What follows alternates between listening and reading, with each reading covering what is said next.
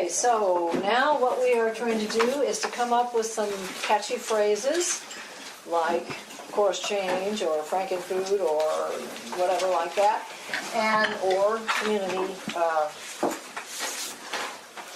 rights. And what I wanted to say before we start that is just remember what we're doing is not just creating sound bites, we're creating truth bites. So I call them American truth bites.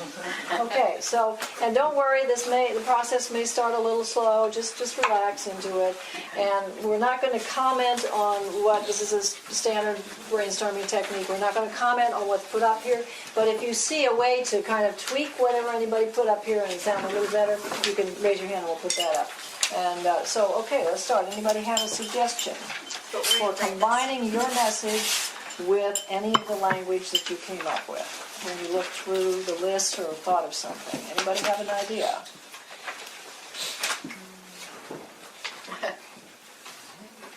Yes. Well, I'm unfortunately this is not the most inventive because we've already used it, but our audience are pension board managers, banker, conservative types, so they only want to hear financial language. So I would say, there's a carbon bubble that is about to crash and leave you with tons of stranded assets. Divestment is, divesting these investments is due diligence for your beneficiaries and is a win-win. Okay, it's a lot. So a carbon bubble will crash and lead to? And leave you with stranded assets. Stranded assets. And what was the rest of it? Basically, divestment is required for due diligence to your beneficiaries. Yeah. Divestment is required for due diligence. Due diligence is a magic word in the business world, in the financial world. Your investors? Is that what was it? Or your beneficiaries. Beneficiaries. So that's kind of a mouthful, that's true. But you know what? I would agree for the certain particular audience, which is one that I've also been interacting with in a different sphere. That does resonate. Well, so the tweaking it, would it be better to say burst? I mean, Yeah, I was going to say that. Yeah, how about burst? Because generally speaking, I know that crash is a good word for financial circles, but bubbles burst, actually. So, you could say, you could get crash in there another way, but, because it's a nice word. burst and strand our assets. Yeah, exactly. It's a good way to do that. But we'll burst and strand your assets. Okay. Are they possible? Well, actually, our assets. Our.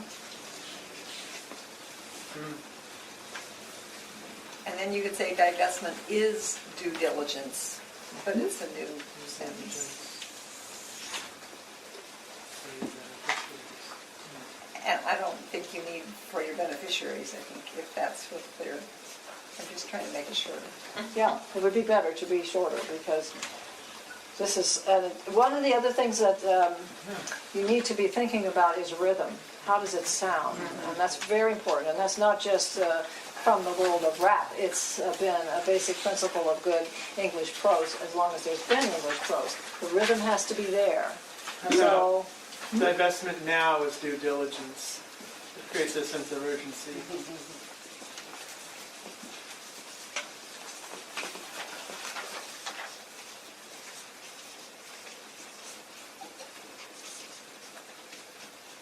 It's good because it implies investment will come in.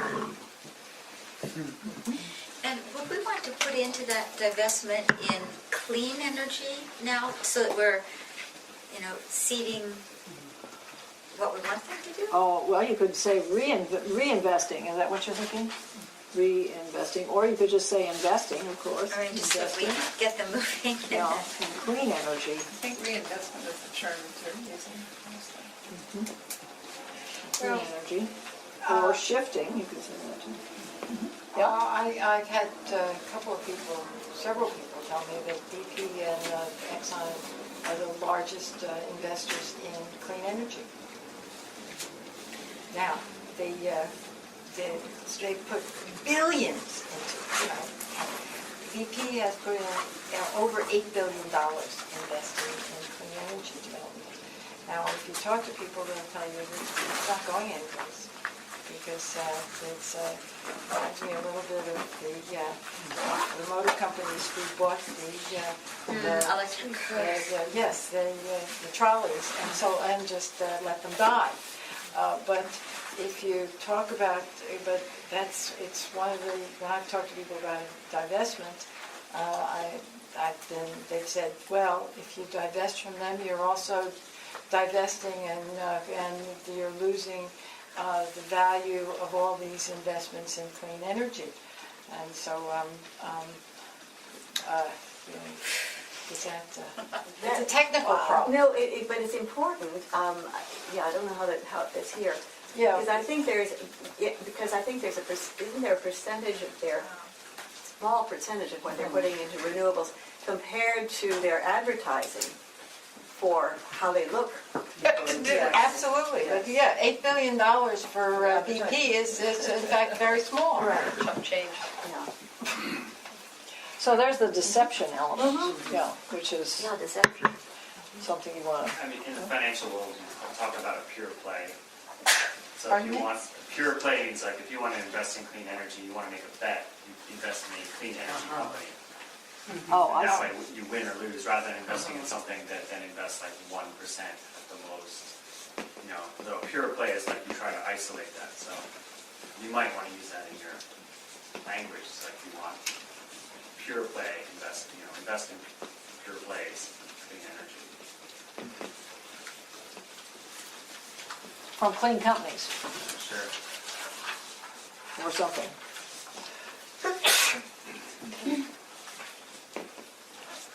Okay. So let's think about some of the other audiences that you know that you are addressing. So this is some stuff for the financial managers. We're talking about the financial sector, but there are other audiences that I heard you talk about, so don't be shy. Yeah. I'm stuck on this bad guys idea. The oil companies in Wall Street are in cahoots to rob us of our clean energy future. And who would you say that to? I would say that to UC Berkeley alums and all the people, the citizens whose money is being, they're in cahoots to take your money and rob us of our clean energy future. Something like that. Okay, fossil fuel Play with it. co are in cahoots. John Wayne, where are you? To rob us. You had Wall Street or financial, what did you say? I had oil companies and Wall Street. Okay. Because you have to be Okay. with Oil companies and Wall Street. Yeah. Well, do you want to? You sure you want to? No, I'm not supposed to critique now. I offer it up for people to take whacks at it. Yeah. Okay. Oil companies and Wall Street. Big oil companies. Big. What about just We don't big worry oil? about the Just little say, ones. just say big oil. Big oil and Big big oil? banks. Yeah. Okay. Big oil, big banks. Are robbing us of our clean energy future, are conspiring to rob us. And again, I've heard somebody over here condensing. You could say conspire to. You know, often a good idea again to get all of that kind of extra syllabic stuff out of the phrases. But you can work on that. What about using like 1% language, like the 1% bankers and the 1% oil companies are Robbing the 99% of us blind. robbing the 99% of our future. They ought to be paying tax. There ought to be a carbon tax. Their lobbies make that impossible. They're tax cheats. Big oil is they're tax cheats. They're cheats. Tax cheats. And just to amplify, who would you do, so that I could think about how I might use that, who would you direct that to? Well, I think that would have, it would have general impact. The idea of a tax cheat is has to do with fairness. It's not American. I was wondering about gambling. It feels as if, and I haven't thought this through, but it feels like in a way the whole extracting, the methods of extraction are so terrible now. I feel like they're gambling. Gambling with our future? They're gambling with our future, but that's not, I mean, For now. or with our health. Yeah. There's no like gambling. They're just destroying our future. Right. But it's an active desperation. We can be much stronger. Yeah, I think you're right. And you were saying, Laura, It seems to me that at this point, it's an act of desperation. They're going for everything they can get really fast. Because and that's, I it's guess, at why the I was end. thinking the act of desperation makes it seem in a way like a gamble. They think they're going to. They Well, think it's they're a going to gamble win. for them. It's a gamble for them. They may not win it, if we're lucky. Yeah, well, that's but it, well, they won't. Because they're It'll also hurt us victims. anyway. It's kind of like this weird, like, land grab in reverse, almost. Like, normally you see this kind of behavior when there's, like, new territory and there's a scramble to just achieve as much of it as possible. I don't know what we could call that, but this is a sort of similar dynamic as things are closing off. The death throes. The death throes. Oh, I like that. That's good. Yeah. Scrambling to grab all they can before. Okay, people, how do I spell throw? CHROES. Yeah. Scrambling to grab all they can before. Big oil in its death throes is dragging the rest of us down Ooh, nice. to destruction or to something. Die with the most toys. Dragging the whole planet down. Well, I would always start ahead of that by saying, we have the possibility of changing over to sun, wind, and water, but those oil companies, they're in their death throes, going after the worst stuff, and they're dragging us all down instead of letting us move out into the sunlight and invest our money into the sun and the wind and the water. What about something like we're at a crossroads and we have the choice to continue to allow the fossil fuel industry to, well, that's true. But the choice, we have a choice to allow them to continue screwing us or to go towards a clean energy future. It's our choice. It's our choice. I also think the phrasing of "we can do this." Yeah, We can do this. Yes, we can. Yes, we can.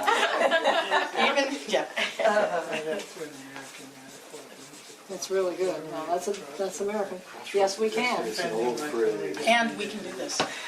Yeah, I got it. Yeah, got it. And plugging into one of the American stories, we can say we're a citizen on a hill.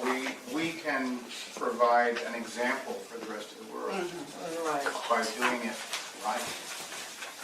Well, right now, there's some really bad examples out there, like Poland. I think ACAP's done that a lot with the Air District of saying, we're this rich region, in this rich country, we can develop, we can lead, we can be an example. It's really positive. Yeah, it's innovation. I was thinking of there's that spirit of innovation that can get in there. I think that's So good. we as in California. Yeah. I'm just reading BP's little page here on their website about climate change. And this is their final paragraph. The scale of the challenge is such that it can only be met through governments acting to provide a clear, stable framework for the private sector to invest and for consumers to choose wisely. Global economic challenges have reduced the focus of some governments on climate policy, at least in the short term. But the commitment by both developed and developing countries at the UN's most recent climate change conference in Doha to negotiate an agreement by 2015 that requires action from all countries by 2020 suggests that an emphasis on carbon policy may return. So what they're saying, we don't have to do a thing. Yeah, the government will do it. Meanwhile, we're Government will take care of this, so we can just keep. So maybe we need something here about, it's up to individuals and businesses to bring about the change? Because, I mean, we know that that's true, but this is just incredible. Well, yeah, so you could say that BP, along with the other oil companies, is emitting smoke in many different ways. But actually, that does remind me that some of this is about, it's your money, whether it's your personal retirement money or the money that you put into CalPERS or CalSTRS. This is our money, and we can decide how we want to invest it. And we don't want to invest it in dirty oil. That's right. I don't want my retirement dependent on the success of the oil companies. Right. For the freedom. I like that. Or I don't want my retirement dollars destroying my children's future. Yeah, yeah. Well, yeah, I mean, I think what Bill said, if it's wrong to wreck the climate, it's wrong to profit from that wreckage. I like that.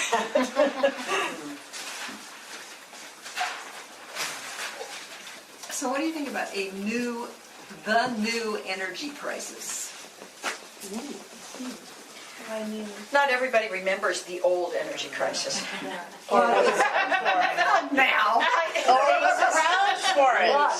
But new is a magic word in America. Yes. So even if they don't remember, it's like, so Maybe they've what's heard new? of it. Yeah, it doesn't matter. You don't have to, in fact, I wouldn't explain. It's just, it's new, and, everybody in America is oriented, oh, it's new, what is it? iPhone 5. Well, So I'm feeling a little confused as we do this because there's sort of the very general themes of like many people want to do something and then, but that are sort of like very oriented to the general public and the big picture as opposed to honing down on the divestment issue and linking the problem to what it is that we want people to do. Can you just say something about how those... Well, I think that it goes back to the way this tactic works, in the sense that you are going to have to explain why divestment is a good tactic. And that means backing up in a way and saying that the way to get some progress on the issue of dealing with climate change is to discredit the companies and reduce their political influence, reduce their ability to do these big disinformation campaigns, things of that sort. Now that's too much. That's a big mouthful. So what we're trying to do is find more catchy ways to talk about it. But I understand what you're saying in terms of we are coming up with things that would appeal to a general audience. Now, can you be more specific about what audience you want to reach? Well, I'm trying to reach workers and retirees and helpers. Okay, so all right, let's look at this. CalPERS and retirees. Well, then, if where did you put up the one for the financial managers? Let me look at it. Where did it go? It should be green. The carbon bubble will burst, lead to strand your assets. Divestment is due diligence. So the question, if you were talking to such an audience, or where would you start with them with this issue? Would you talk about the fact that you're worried that they might be worried about their future? Yeah, no, I'm just trying to figure out how, are you sort of saying,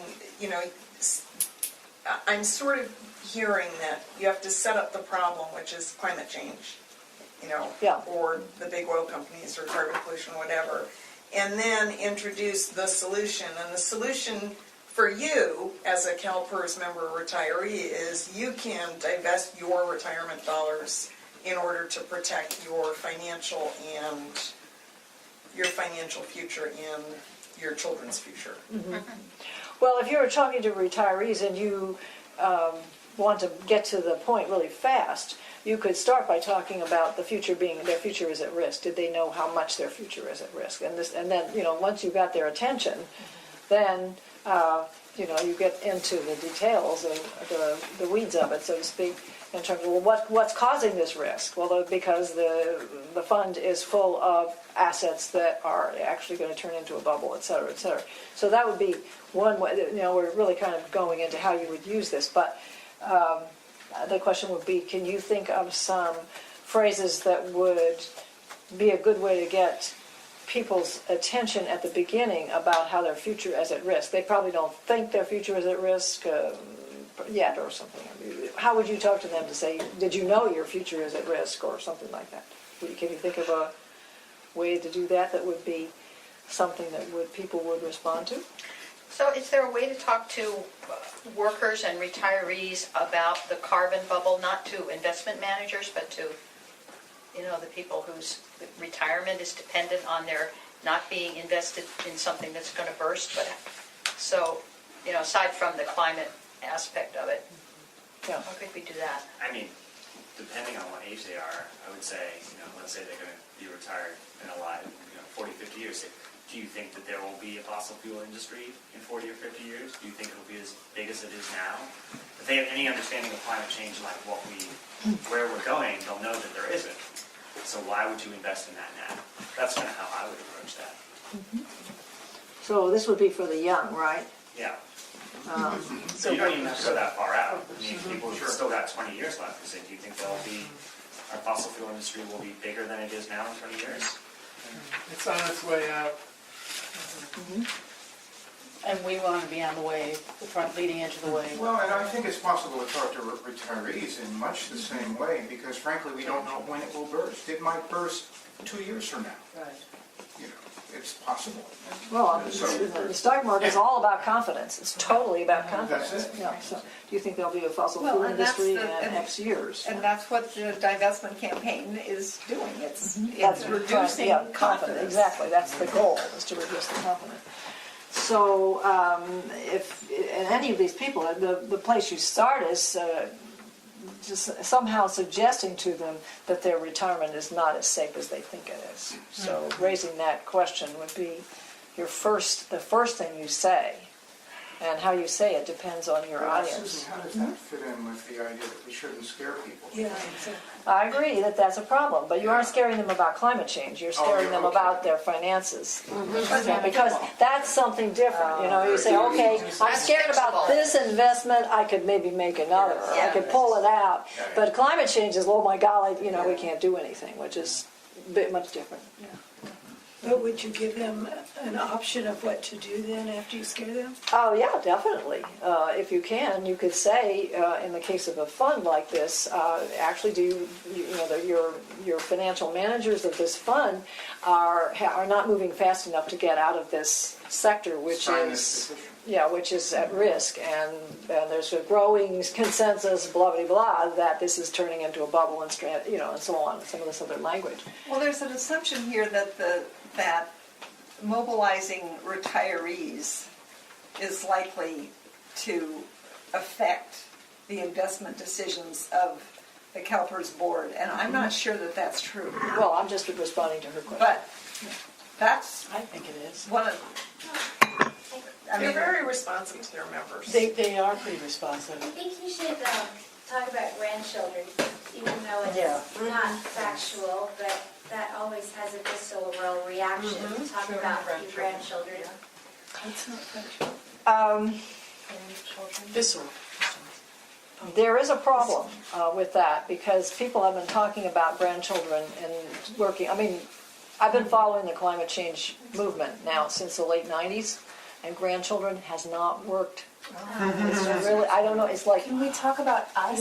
Like it's Yeah. going to happen Yeah. in my lifetime, like Yes. a collapse. Yeah. I will see that happen. Absolutely, And yes. even Some of yes. us. And The people in our 50s, Yeah. yeah. So, but a financial collapse could happen even sooner. fast. I mean, we've seen it already. The Housing bubble. the housing bubble is the most recent. Yeah. So that's something people know happens. I have a question. Do you think that the grandchildren and children, it hasn't worked because the science wasn't to the point where people saw it as real? Unfortunately, I don't think that's the reason. I think that that projecting that far ahead is hard for, again, this ESTJ type. And they're in the present, things are fine now, they aren't, really able to say, oh, but it could be worse later. There's also the technological fix thing, which is deep in American society. Oh, they'll fix it by then. Do something like that. out there, right? Yeah, and so, but a financial bubble is more powerful in the sense of, you could get hurt financially soon. And that's, I think, got a lot of merit. And I think the people who decided that the divestment tactic was a good one were on track. Because that's kind of, Susan, I'd like to reinforce just what you said. I'm attending the Behavior, Energy, and Climate Change Conference this week, and exactly what Susan said about the tangibility of impact versus long-term has been coming up consistently. We just had a panel on behavioral economics and finance today that basically said essentially what Susan just said. And she said it's faster. well, that's what I do. I'm sure they have reams of evidence. Yes. Yeah. I guess this doesn't meld well with the not scaring folks, and this is the problem that I'm having.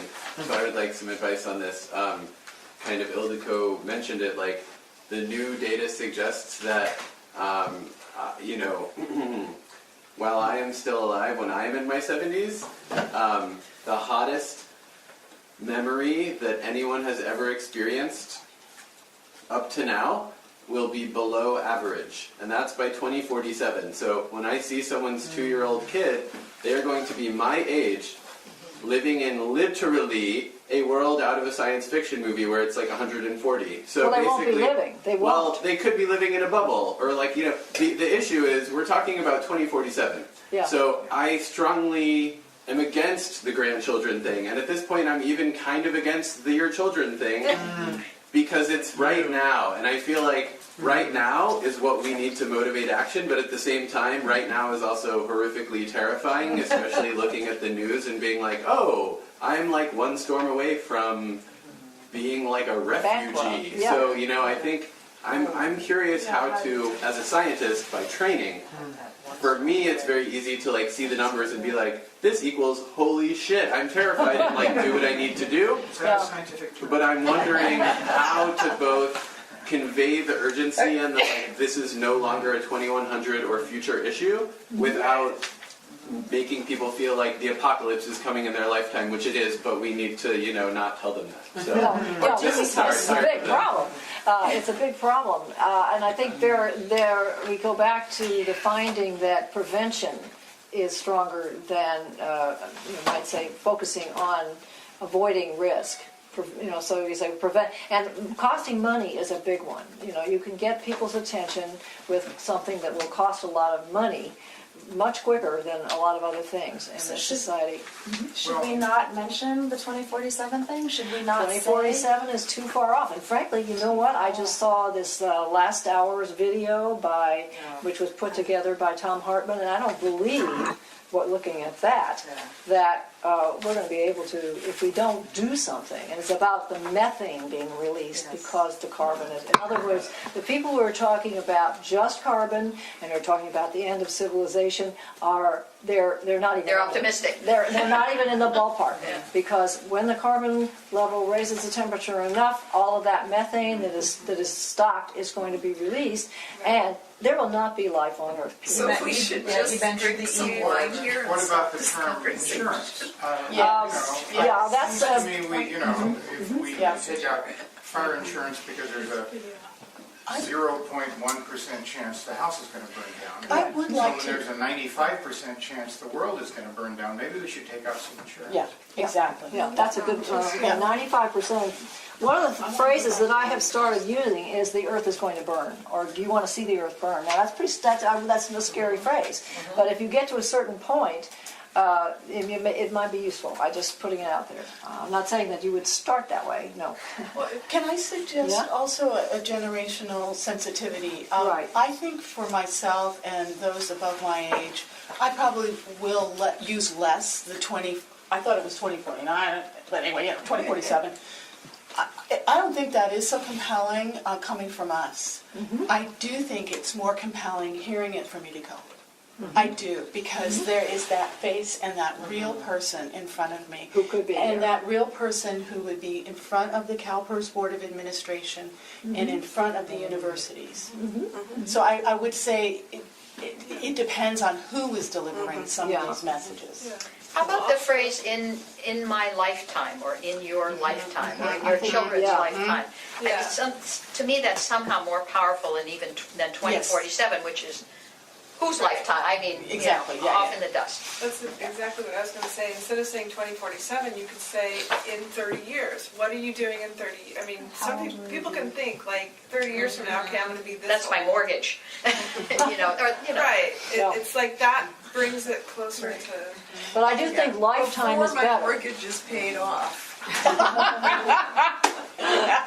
So I do think lifetime is stronger than using a number like 30 years. Lifetime is, and it also stresses this business of living in life. And so if you have a choice, and depending on your audience, I would say that in my lifetime is stronger. So I shouldn't be commenting right now. We're not supposed to, but we're kind of combining the commenting with the. So, okay, do we want to have something for a different kind of audience? Does anybody feel like they're not getting their audience attended to? Students, have we done anything really?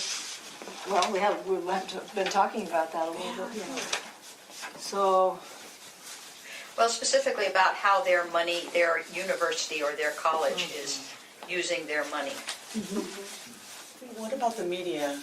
Could I piggyback on that, because I was just seeing corporate waste in there. Oh, I know.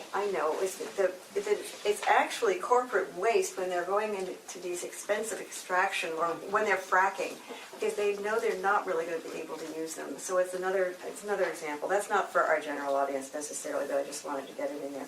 and it's kind of general. I mean, you'd have to explain what corporate waste you're talking about, so. Well, but Yes. corporate waste is an unpopular term, isn't it? Yeah. May I add that it actually came up in the CalPERS investment committee Oh, yesterday? really?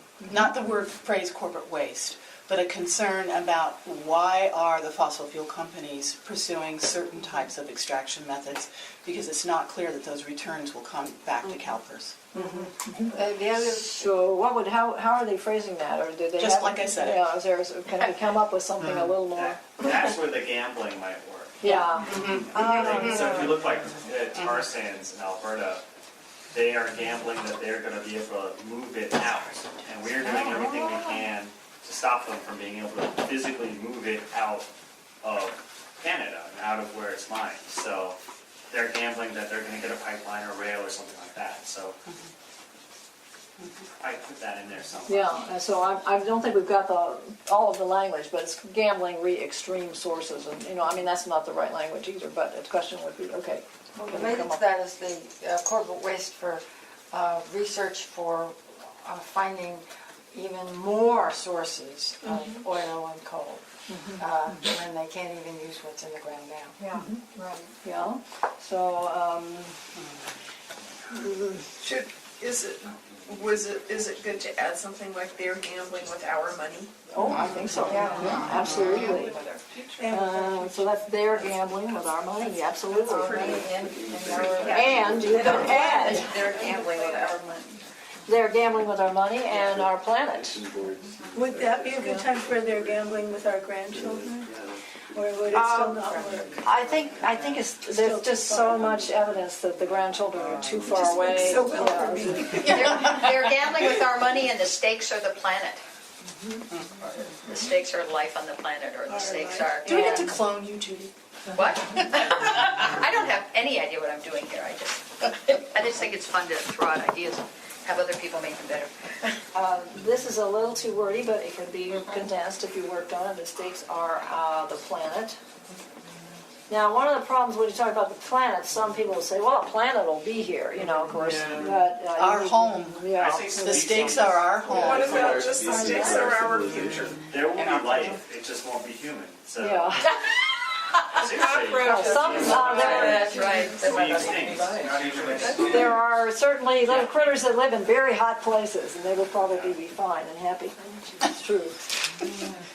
So, something like we need a plan to save documents.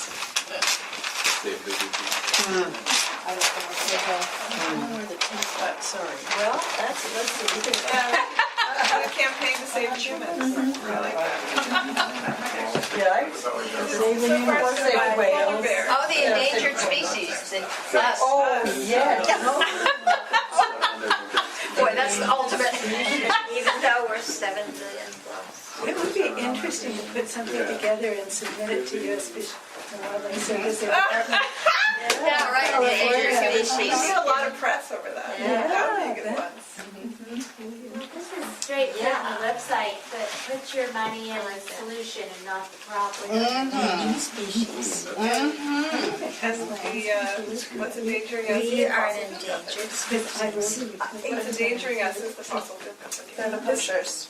Right. There's going to be a new study that's called Risky Business. Ooh. And you know who's doing it? Michael Bloomberg, Henry Paulson, and Tom Steyer. Right. And it's coming out in 2014. Risky Business. It's going to be Okay. called Risky Business, and it's scheduled for release in summer of 2014 on about what it calls unmitigated climate change, likely to have an impact on fossil fuel trading values. So I just like the idea that Risky businesses. Yeah, I think risky business is probably going to be more effective with financial audiences Yeah, I because know, they don't I like know. risk and Yeah. and they want to avoid risk. Yeah. Summer 2014. What about you know, the oil big oil's gone too far. Yeah. You know, they've banked enough fuel to cook the planet 5 times over, and they're still looking for more. That's really great. That's good, actually. Yeah. Yeah. Once you've got people listening to you. Yeah. That might not be the first sentence. Not the first sentence out of your mouth, but yeah. They banked enough, what was it, oil, to cook the planet? 5 times over. 5 times Yes. over, and they're still looking. Isn't that good? Yeah. Now you're getting right to the right level of rhetoric here. Yeah, The planet, really catchy. 5 times over. Wow. It reminds me of this, How we get like, nuclear weapon. And they're still looking for more. And they still want more. Well, the greed, yes. Yeah, they still, want more. They're addicted. they're so greedy, they want more. Yeah. I'm trying to think of something that's more visceral than threatening our planet, like Yeah. threatening, this is cynical, but threatening our homeland. Like something that hits homeland. I know it's horrible. Well, I'm going to put it on here because, so wait, okay, so one of the things that happens is that when we do the critique, there's a category called NW, which says needs work. So, anyway, just put all this stuff down and this is a brainstorm. Okay, say it again. Threatening our homeland, or our land, or whatever. So, Susan, what do you think about homeland? It just makes my skin crawl. Horrible. But This is something visceral, It's something more very visceral. right. I mean, Something more visceral than planet, that's what I'm looking But for. Something more. does You're right, homeland there's actually something work? Yeah. Am I just weird that it gives me the... No, it doesn't. No, it's No, totally they're not. German. It's Third Reich and George Bush. That's what it is. Yeah, it's not. We still have a Department of Homeland Security. Which is horrible. So, Something more visceral than planet. Planet is so. it's true, yeah. immediate. Threatening our You home. could certainly say home. Homeland Security, well, that'd be fun. So anyway, Maybe just but the point about all this Yeah, you know. is that none of this stuff is in concrete. You can, what I'm hoping is that someone will type this up, you'll circulate it to everybody, and you can all play with whatever's there and keep going with this process. In fact, what I always recommend is that you form groups, ongoing framing groups, because they never stop framing. Yeah. So you have to keep going. So the idea is just to use this as some raw material and understanding of how to do this process. And the other thing that I like to tell people is be sure to keep a piece of paper by your bedside and a pen, because in the middle of When the I wake night up, or the next yeah. morning, you're going to think of something better, probably. So that's part of the process too. Yes.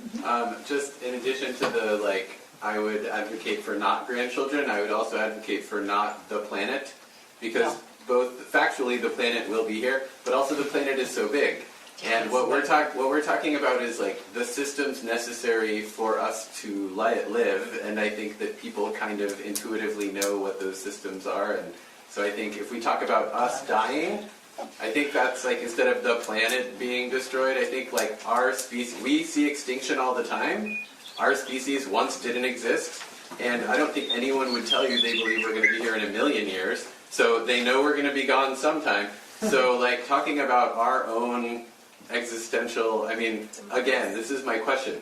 This is kind of at the root of human fear and terror. So talking about this kind of stuff, even with people that you know well, can be very difficult. So I'm wondering I wanted to where ask, the line is. yeah. Well, I'd like to just stop here for a second and say that we're getting off in a particular aspect of this and away from, you might say, the whole tactical agenda, which is the reason we're doing this divestment campaign is to discredit the oil companies and break their political power, because their political power plus their power to influence the media and the public with disinformation is where, that's what's keeping us from moving forward, taking the steps we need to take. So that's one of the things that you need to really focus on is, why are they so bad? What have they done? And it's not just that they're polluting, because we're all polluting. We all probably got here with a car, except maybe a few bicyclists.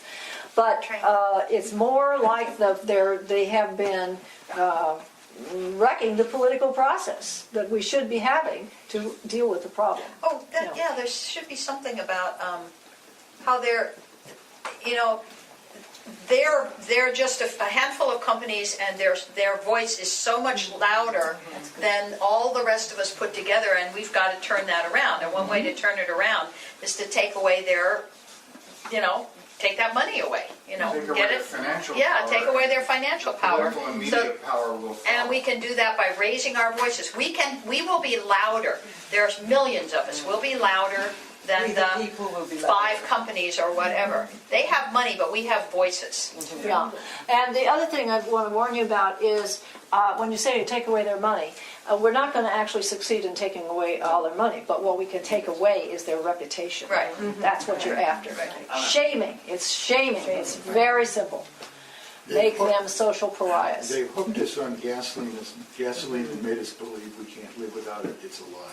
Well, that's true. But there again, you're verging over into another level of raising fear, because what the specific focus of this campaign, as I understand it, is to break their political power.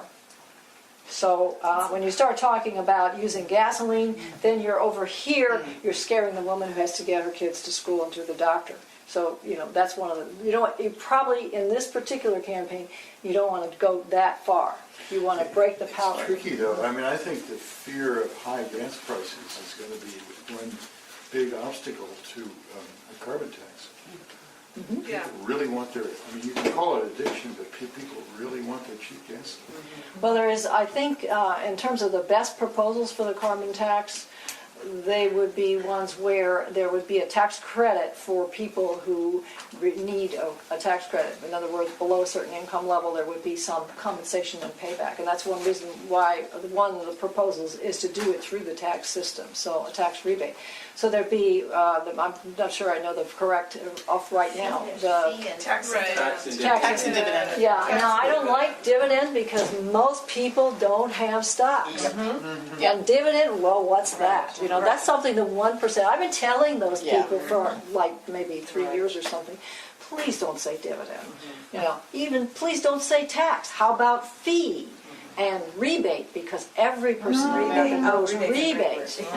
Now, if you all start using fee and rebate and succeed, maybe we can have some influence on the people who think the tax, they have. I've heard recently from people who are working with that campaign, we're getting encouraged by people in Washington to use the word tax.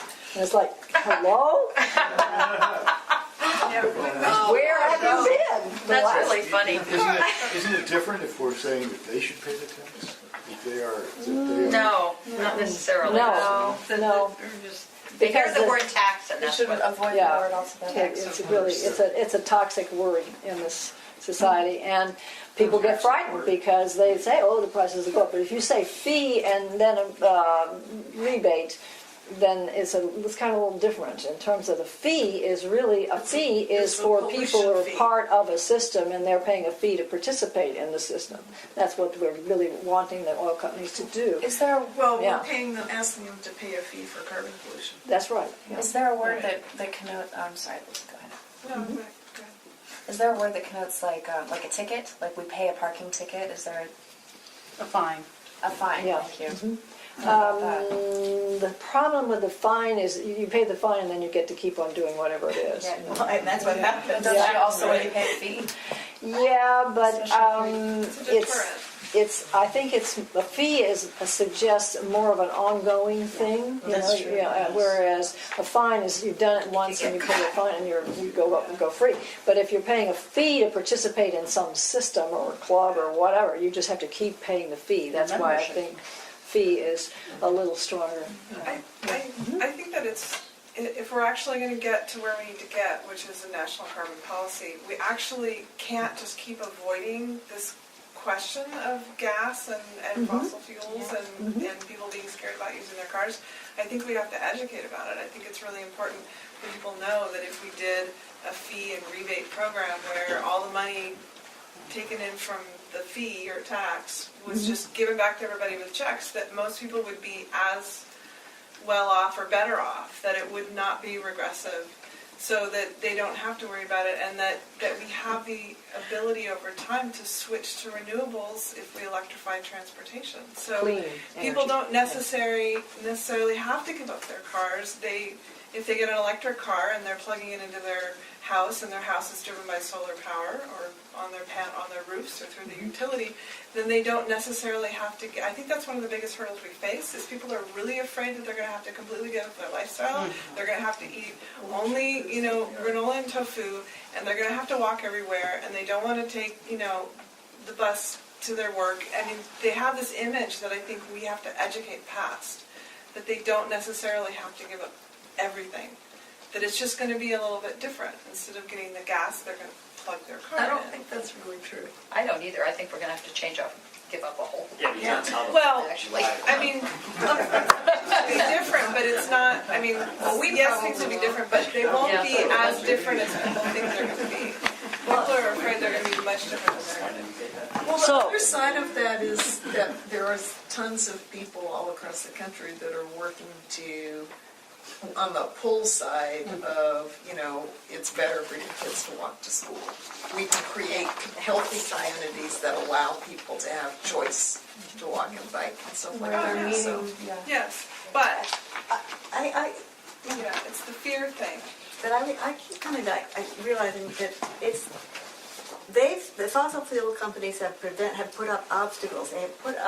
They've kept us from being, and this has been said before somewhere, but that they've kept us from really being able to experiment with new clean energy, which would allow us to have a whole electrified grid now or battery charging stations all throughout California, for example. They prevented They this. prevented it, Yeah. so there's the obstacle. I'm not sure how the metaphor works there, but I think that can be both positive. I mean, it's negative because it's an obstacle we're looking at, but it's also positive because we can get through it. We can break the obstacle. We can break through. Break through is a break really through. Yeah. important. So I think one way to talk about that is we can have a clean economy. So, and they are stopping us from doing that. They are blocking us. They're stealing our future. There's a lot of stuff like that in the post that I wrote that is on the homepage at the Metaphor Project. If you go all the way down to the place where it says articles, it's the current article. So there's a lot of that negative stuff language there.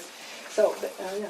I just saw a study of how the American attitudes towards fracking, and people are pretty positive about fracking for natural gas, and I imagine that carries over into it's good to invest in natural gas companies because it's clean and it's a transition fuel and all of that good stuff. So I don't know if you folks who are working in the divestment field are coming up against that, but I'm wondering because it really is a big problem for us. Clean, natural, transitional The very gas. fact that it's called natural. Yeah, natural gas. That's really good. So how do we? What are some metaphors and what can we say about that? How can we refute that? That's one reason Maybe why it's the dirty I water. don't like the phrase clean energy so much, because clean, it's like clean gas, clean gas, Clean gas. Oh. Yeah, clean coal. Right. That's a really But, good one. so one way to twist that is they say, oh, it's a bridge fuel. I I saw a great thing the other day where they're like, nobody's bridge. building the other side of the bridge. Right, it's a bridge to nowhere. Now, bridge to nowhere is good. That's Well, not mine, that's. I know, but it's good. It's good, yeah. And you could say of gas as natural gas is a clean fuel. It's not clean enough. You know what else we can, this will be a little more arcane, but I want to follow up on that, because it is something I think we should start injecting, which is, what is natural gas? It's CH4. That is methane. It is methane that is powering the stove. It powers my stove at my home, I confess, and my heater also. And guess what methane is? As we know, it is 20 times more powerful, shorter lifespan in the atmosphere, but 20 times more powerful than carbon dioxide per unit. So if we start also using the word, this is methane. that Well, we're but we have talking to about. explain, most people have no I know, idea. about that's, Yeah, or but what's that's wrong with by it. starting Yeah. to inject it, we start to develop that intelligence around it. It's actually much worse over a short time frame, like 20 Yeah. years, Yeah. which is very critical. The next 20 years, it's like 86 times worse than CO2. Yeah. So, okay, we've done enough of this for you to get the idea.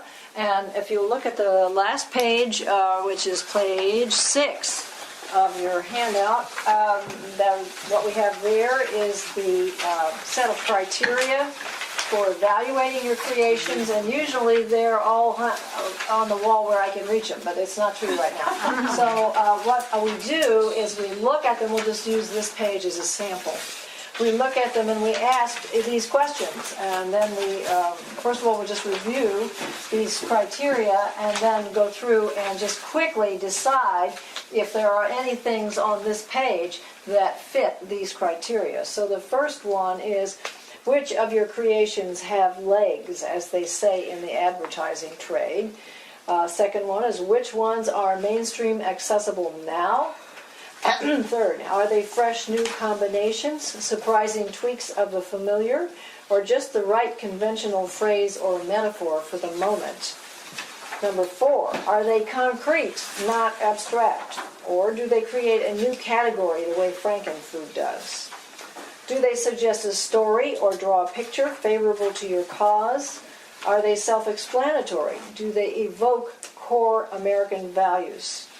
Do they make use of a comparison to something familiar to most people?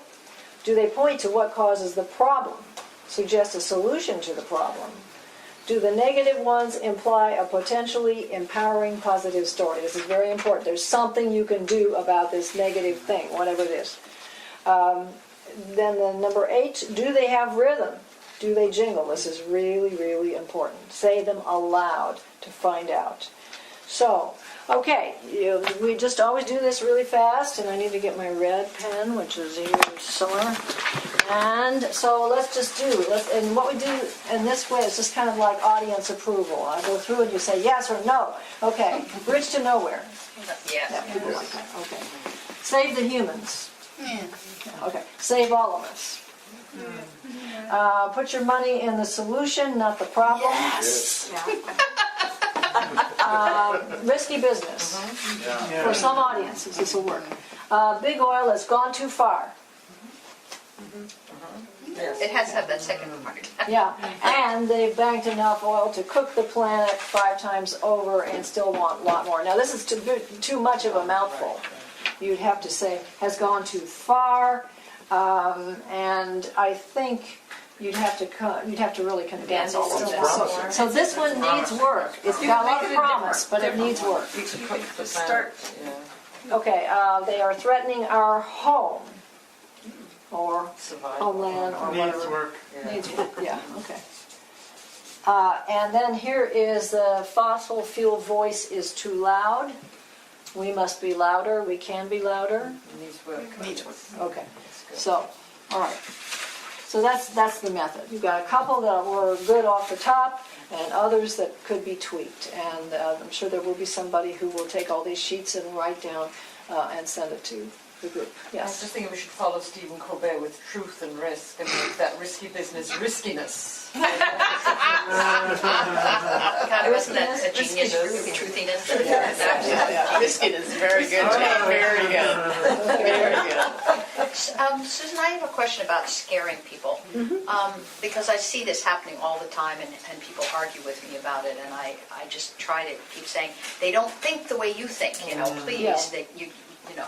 But it seems to me that if you open up with something scary, people will shut down, and that even if after that you go into, well, here's the good stuff and here are the solutions, they won't hear They you. won't, no. So if we That's right. start with the good, the hopeful news, then maybe we can get into some of the more scary part of it. If we don't, follow the hopeful path, then we're, Then this is what will happen. Yeah, Or can- this is Can what I the, speak this is to the that? bad stuff that they're doing. You can start talking about we need a clean economy, or we need a whatever you have, whatever positive thing you want to put out there. But these turkeys are don't use that. These turkeys are preventing us. Not from just doing before anything. Thanksgiving, Right, please. right. I have been in some conversations where, today, in fact, with somebody who wasn't at the conference but happened to be in a hotel at the same time, I talked about ingenuity, that we have an economy that has a lot of ingenuity and has had in the past, that some of this is no longer serving us. And that has been an interesting conversation. It's just not serving us in the way that we need.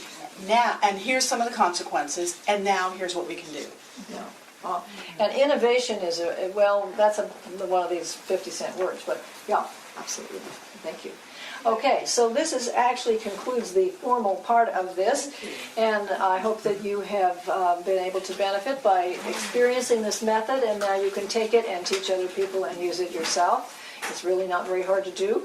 And one of the things I have for you are evaluations, and this is also the time for general questions or things of that sort. So I'm going to pass these out.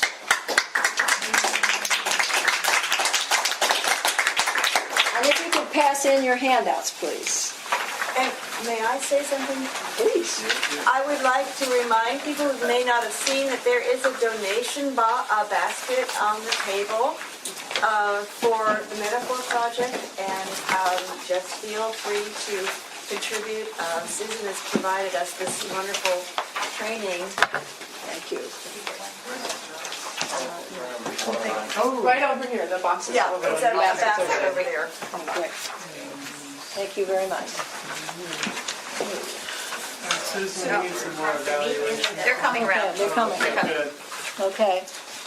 So any general questions or anything anybody wants to raise while we're, yeah? I'm following up on Judy's comment. There are a lot of people who seem to think that the way to break through this is to terrify people. Yeah. So what's your 30-second At any time, there's like. Okay, can we? The quick answer is the research shows it fails. Scaring people fails. I hope that works. Yeah, Okay. yeah.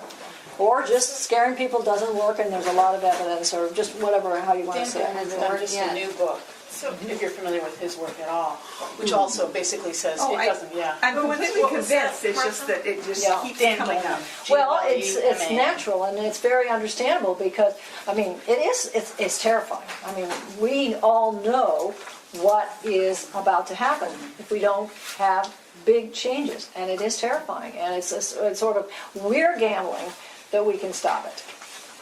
Well, Yeah, but we know that. So, yes. Oh, yeah.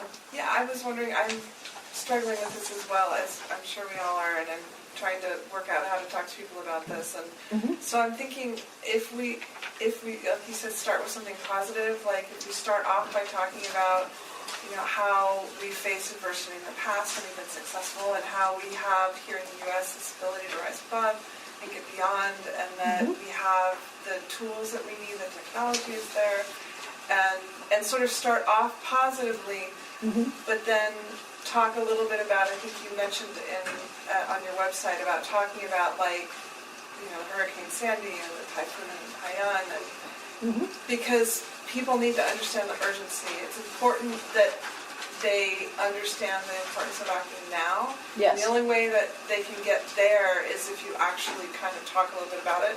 Yes. But start positive, talk about it, so that they can handle it, and then Yes. go back to the positive. Yes, that's really the right model. And as you're doing that, you can say, well, there's Sandy, and there's all these other examples, the storms. There's all these tornadoes in the Midwest, and just on and on, like examples of things that are actually happening that people can see on TV, and it's going to get worse if we don't do something to prevent more damage. And you don't have to go into the how worse, but you can say there are things we can do to prevent more damage, and the costs are going to just keep rising, et cetera, et cetera. And if you can get them to, and then the next thing is, but the trouble is, there's this political block that is preventing us from, you might say, deploying our American ingenuity and our, ability to rise to challenges. They're stopping us, and for their own 1% interest. So, I mean, that's kind of like a. There you go. And then what can we do? What can we do? Here are the things that we need to do. And it's very hard because we know how scary it is, and it's very tempting to try to get people to move by scaring them, but it hasn't worked, and people have been trying to do it by scaring people for a long time, and it just I think one reason it doesn't work to scare them is that they're already scared. Yeah. I mean, people are really scared, and you have to respect it. Yeah. Yeah, they're already doing the thing they do when they're scared, which is being numb. Yeah. And there are a lot of things. They're scared about a lot of things right now. They're scared they're going to lose their job. So, I mean, it's been interesting working on this particular issue in Pittsburgh. It's like, I'm not talking to people about climate change. I'm talking about local toxics. But you know what gets people sign on this? It's something is like, oh, they're going to have 100 rail cars a day. They're like, give me that. Yeah. They don't like the trains. It bugs them. It wakes them up. It's a pain in the ass. I get it. This is like, how are you going to know if you're breathing a little extra benzene? Yeah. Well, those are people who are smelling, tasting, hearing, feeling. Yeah, exactly. They're hearing it. Yeah. They're feeling and rattling their bones. Yeah, absolutely. Now, the trouble is so many people in California especially have not been touched very closely by climate change. Yeah. It's just, we're not we haven't had a Sandy. We had the Rim Fire. And if you know people who love Yosemite, actually talking about the Rim Fire as one of the consequences of keeping pouring this stuff into the atmosphere. And we had the driest on record January through June in 2013 ever, statewide. And although we're fortunate tonight and probably tomorrow, if the trend continues, it's going to be a drought because this will be our third year. And the snowpack in May was at 17% of normal. Right. Yeah. I understand, but I'm not even sure that some people really, they turn on the faucet, the water comes out, It's a tricky. Yeah. Well, one thing you can do, I would say here, is you can talk about the things that are happening in the rest of the country and say it's coming here too. It will. And here it's likely to be water shortages, unlike anything we've seen before, because we've seen them before. So, but it needs to be. Right. In that line, I'd just like to say that there was someone who wanted to participate in a workshop. Jason, he's new to me, and I don't remember his last name, but he has relatives in the Philippines. And when I said, I'm sorry you can't come, I said I would tell everybody that. And I don't know if there's going to be a vigil that, I know that 350.org is wanting to do a candlelight vigil on Thursday night. So I'm going to check into that. Making the connection between what happened there and... Yes, making the connections. I mean, I think some people are already seeing that, without thinking too much about it, the connection between the typhoon and... Well, the media is finally starting to talk about it. I mean, God knows it's been long enough, but they do put climate change into the stories they're telling various things. For example, the tornadoes that occurred in Illinois and adjacent states never happens this time of year. September is about the latest Midwestern tornadoes, except now. One nice word is freak storms, freak this, freak that. You know, if you talk to people and ask them things like, if they're gardeners, you can, you know, are your roses blooming now as if it were July? Isn't that a little weird? And you can get a conversation, you actually can get a conversation going about how something weird is going on in the garden, or the birds are different. I mean, actually, people are kind of aware of that, but they don't necessarily make the link to what we're doing to the climate. So that's something you can actually, you know, that starts a conversation. You Maybe can it's, actually I bring mean, that the up. oil company's been trying to disconnect that link as much as possible, Yeah. but it's a natural link. Yeah, and you don't have to persuade them right then and there. Better not hit them over the head. But you started a conversation. I think people are getting it, I just think they don't know what to do. Yeah, well, And that's- I don't yeah. know what to do. Yeah. You know, and I've been working on this issue. Well, that's why this divestment campaign is a really good tactic, because it gives you something that isn't dependent on getting politicians to do something right now, which, you know, is very But it's problematic. very abstract. It's not something you can go out and feel like you're making the climate better. Well, Well, that's you're something getting- we have to work on, though. isn't it? Yeah, you're getting at the bad guys, though. That's Getting at the bad guys. guys. Getting at the bad guys. Going after the bad guys. Lisa has trouble talking about bad guys. I know. She's told me. Well, okay, so I've got all my